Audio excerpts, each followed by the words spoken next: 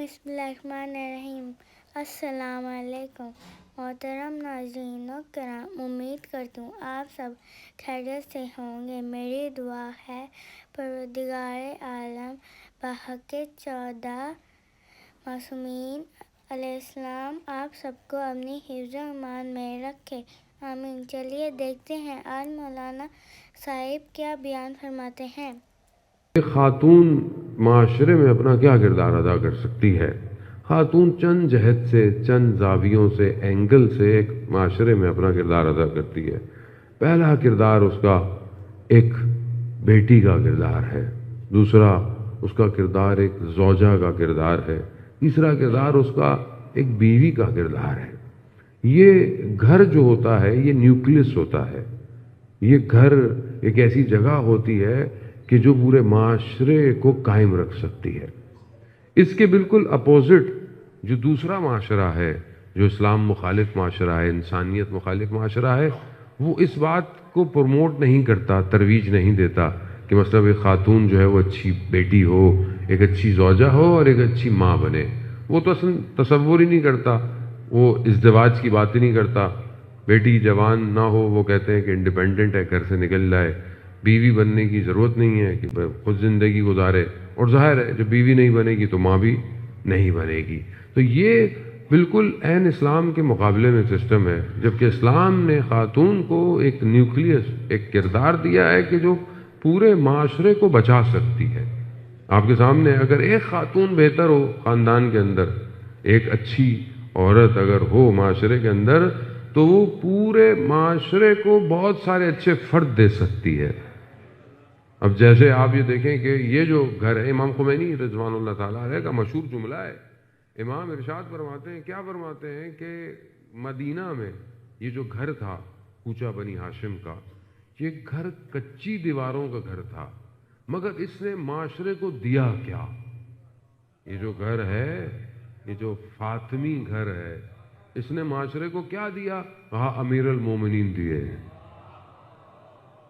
حسن اور حسین دیے، زینب اور کلثوم دیے۔ یعنی سب اگر آپ دیکھیں تو یہی تو گھر ہے جو پوری کائنات کو چلا رہا ہے، یہی گھر ہے جس نے انسانیت کا درس دیا۔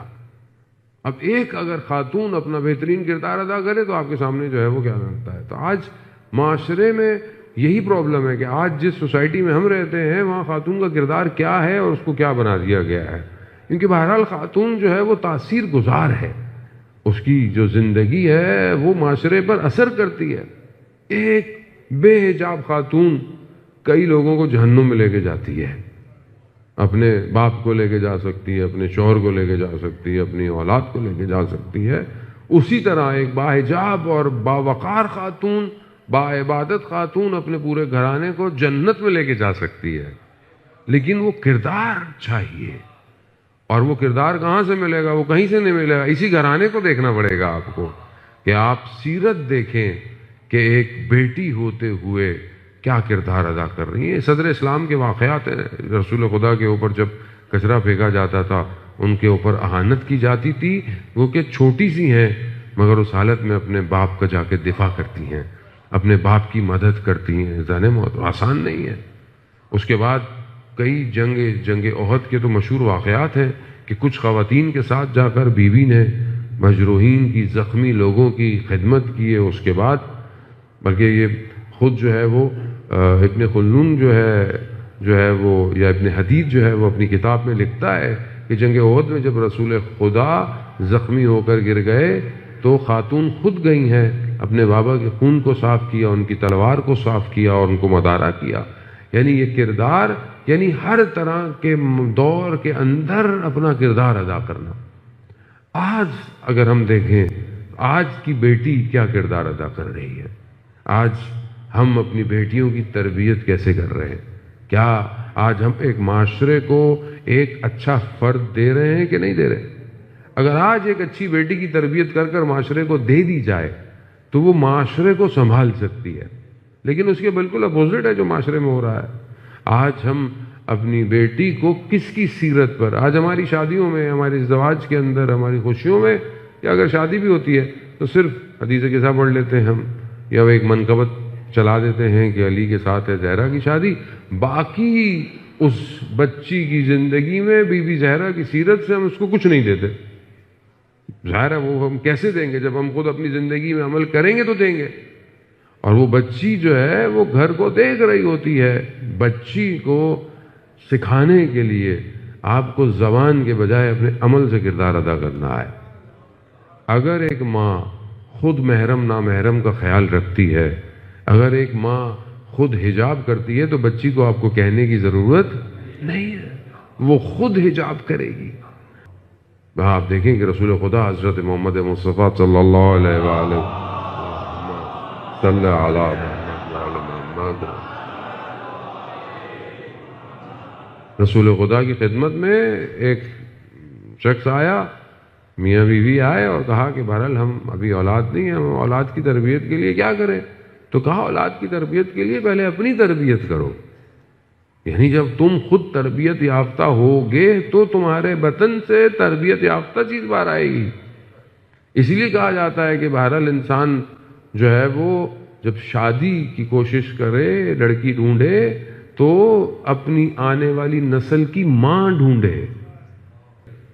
جبکہ اب آپ دیکھیں اس بچی کی تربیت کو رسول خدا نے کیسا کیا کہ جب ازدواج ہو رہی ہے تو مولا کائنات کے پاس کچھ نہیں ہے سوائے ایک ذرہ کے، اس کو بیچ کر چند چیزیں مولا کائنات کی پوری دارائی ہے، کچی دیواروں کا گھر ہے۔